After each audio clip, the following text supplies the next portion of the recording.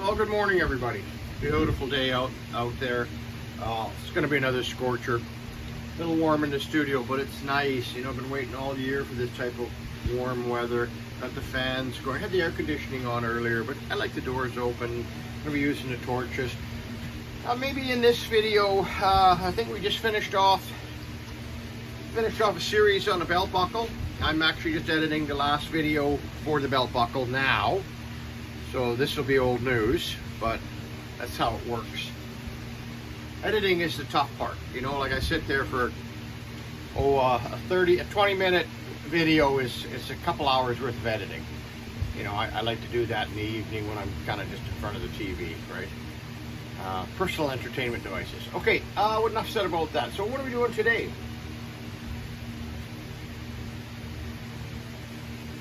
Having a latte. Oh my goodness, that's good. Look at this. Let's see, lovely Italian got this for me. Beautiful. Beautiful. It's kind of handy around the shop. Okay, let's get at it. What are we going to do today? Today we're going to do a hammered textured gold ring. So let's just get started. So I know that I want the ingot. I gotta make a little ingot now. So I've got the amount of gold that I need in a crucible, and I'm gonna melt that, and I'm gonna pour it into an ingot mold. I've measured the ingot mold.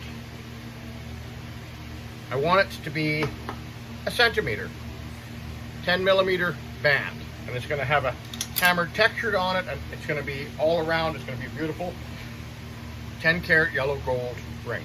Okay, so we get the mold set up, and let's just kind of, I try to zoom this angle back a little bit. Now I'm not too sure, I can't really see. I'm going to try to edit. So we're back a ways here. So we got the gold in the crucible. We've got a little bit of boric acid. Don't be putting this stuff in your mouth. Let's get rid of the coffee cup lid. We don't need that there. And we've got the ingot mold, and I showed you that we had it already set up for the right shape. Get the vernier calipers out of the way. A little bit of olive oil. I'm not cooking right now. A little 10W30. I think it's 10W30 or 5W30. Can you see that where I'm working now? If that's the crucible, yeah, that's the mold. Yeah, okay, good, excellent. Let's torches are on.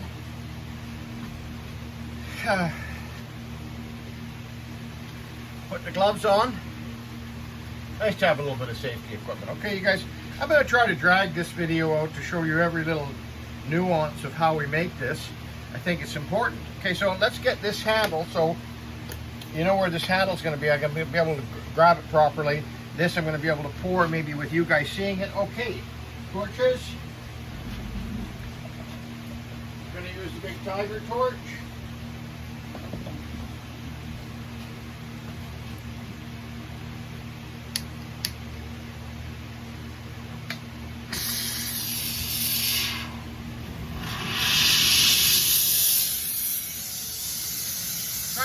Lighter on the bench, move it out of the way. You don't want the lighter to catch on fire, right? So I know there's over 20 grams of gold here. I want the ring to be about 17 to 18 grams. So you know you got to cut the corners and stuff like that. So it should work out. Nice heat, you can hear that. Warm the mold up a little bit. And you saw that I put a little.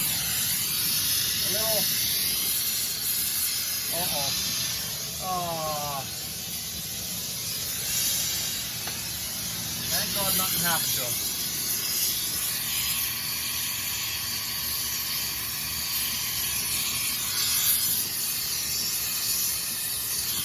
Nice. See that, how it's moving around nice? You want it hotter than colder. This is important because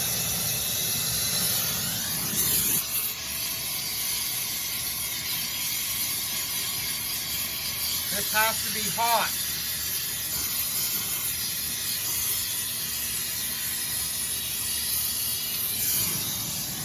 Beautiful. Beautiful. Okay, let's put the torch down where it's supposed to go.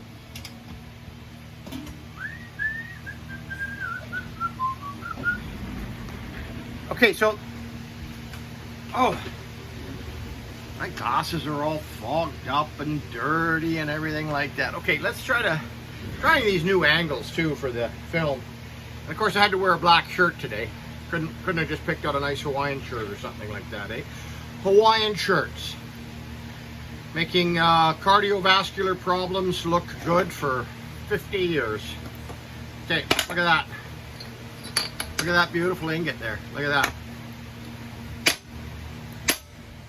that. That is a beautiful ingot. A little hot.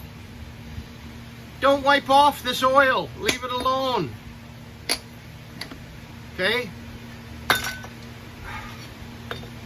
And wear your gloves, because things are hot. You don't want to burn yourself. Get that out of the way. And remember, this is a steel workbench with steel services and steel stuff on here. Nothing's going to catch on fire. You want to be aware of your potential fire hazards, okay? Don't be doing this on a piece of plywood. Don't be doing this next to a wall where the walls, you know what I mean? Use your common sense, okay? Look at that. That's going to be a beautiful, beautiful ingot. Okay, so we're going to go through we're going to clean this up a little. We want the oil off of here now. Off of this, we want the oil up here. We're going to go clean this, and we're going to just quickly inspect it, and then we're going to roll it. So I know it's going to be a size, I think it's 13 and a half. I'm going to double check my notes. And so we know that 14 millimeters, US size 14 ring. We could look it up. I think it's 21 millimeters across. So we know 21. I'm going to look in the book. 21 times pi, 3.1415. So we're going to know that this has to be roughly 60, if it's 23, 60, 64, 3.14, about 64 or 65 millimeters long. Okay, I hope that the fans aren't going to be a big problem in the background noise. I should double check one of these. Okay, so I threw the gold ingot into the ultrasound because I just want to get all that oil and everything off the board with it. Okay, so I went to, I taught a course for college downtown on jewelry making, and I have all my notes and all my stuff, and I did the course content and the marking rubrics and all that type of stuff, and they kind of in turn taught me a few things too. They had me sit in some classes and things like that to better myself. You know, so it was a pretty good time. I had a good time. But so I'm going back to my notes here. And this is tables, ring sizes. Okay. Okay, so where are we at here? Okay, 12 and a half. That's as far as this one goes. It's 68 millimeters long, the piece. Okay, so I go to this book quite a bit, and I show you stuff out of this book all the time. Circumference of a circle, diameter times 3.1415, but they've upped it to 3.1416. The diameter times 3.1415, which is pi, and then we know how long to make the piece. And so, okay, I jumped one step. You see the little fins and stuff like that on here? Take a file, knock them off. Okay?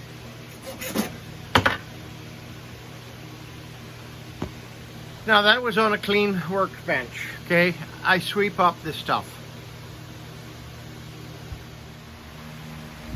Okay, so that's the fan behind me. Nice. Okay, so I got the rolling mill set up here. Well, I haven't got it set up yet. Open the jaws of the rolling mill and come down where it's tight on the piece, okay, right? So now I know that's there. So back it off, take the piece out. That was one turn. One turn. Then give it like a quarter, right?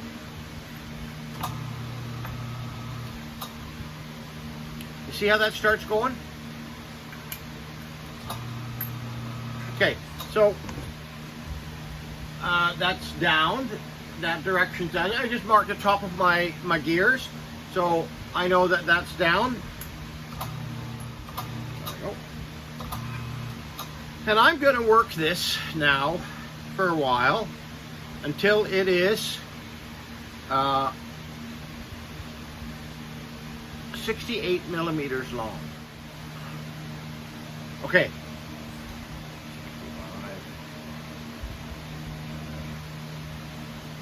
Okay, there's, right? So we want to kind of get that, stretch that out that much, right? Now there's a certain point where you've got to anneal this, where the metal becomes soft again, because you're stretching out the structure of it, and it becomes brittle.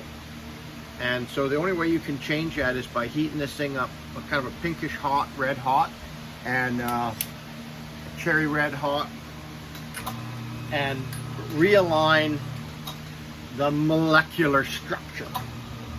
Okay?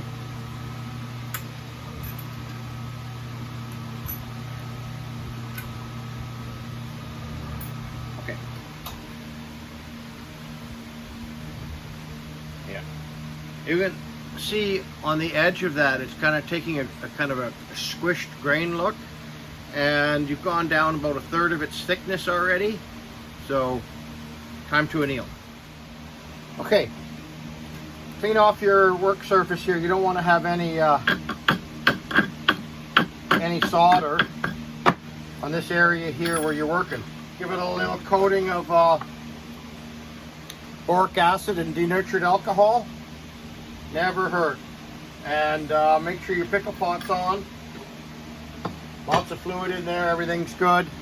Okay, so torch. Number 7 tip.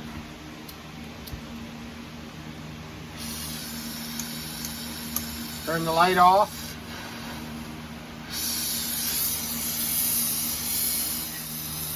You can almost see the metal once it starts to turn pinkish. I can see it turning pink here. I don't know if you see it in the camera, but you'll almost see the metal itself relax onto the brick.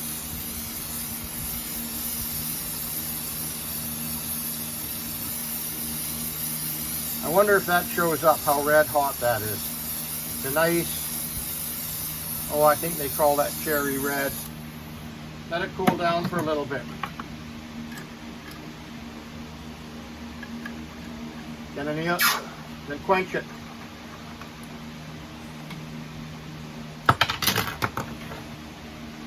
Dry this thing off real good before you take it back to your fingers too. You don't want any acid or any water or anything like that getting onto the roller faces, onto the faces of the roller, because that will, in the long term, really affect your rolling mill. And this rolling mill, you know, that's $6,500. When I don't know what they are now, but they're probably more.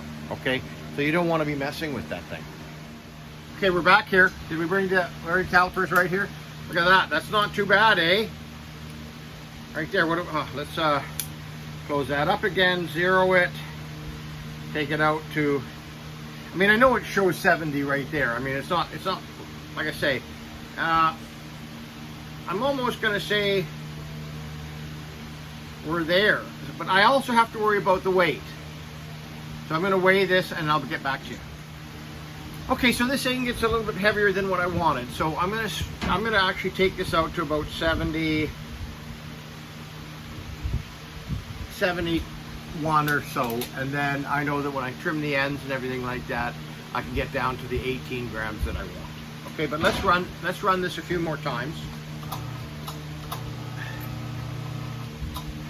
You see how I ran it through before I adjusted?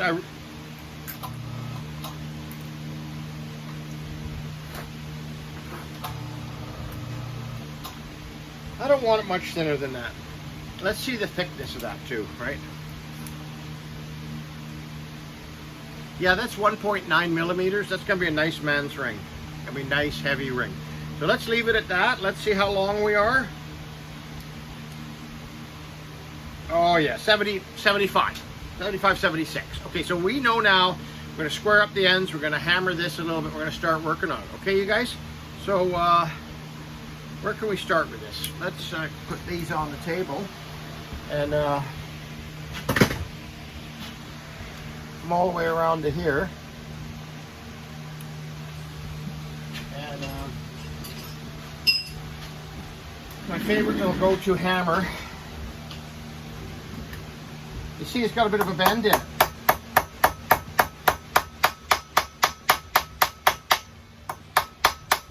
Whack the bend out of it. See how straight that is now? Right?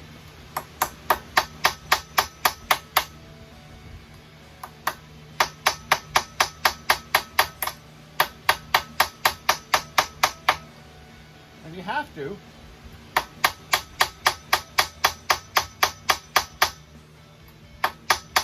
Remember, this is going to be a hammered, textured ring. So what you're doing here, you're not hurting your job. You're starting to give the piece some character. I want those edges to be nice and square and flat. Okay? Okay, I'm gonna sand this a little bit, clean it up, and I'm gonna anneal it one more time. And so I'm going to sand it first, clean it up a little bit, anneal it, and then we'll be back at the bench. Okay, where are we at? Jeweler.com, ring sizing type thing. Really nice chart here. This is basically what we're looking for. 13 and a half. We know it's 22.6 millimeters for the diameter, and we know we need to make it 71 millimeters long.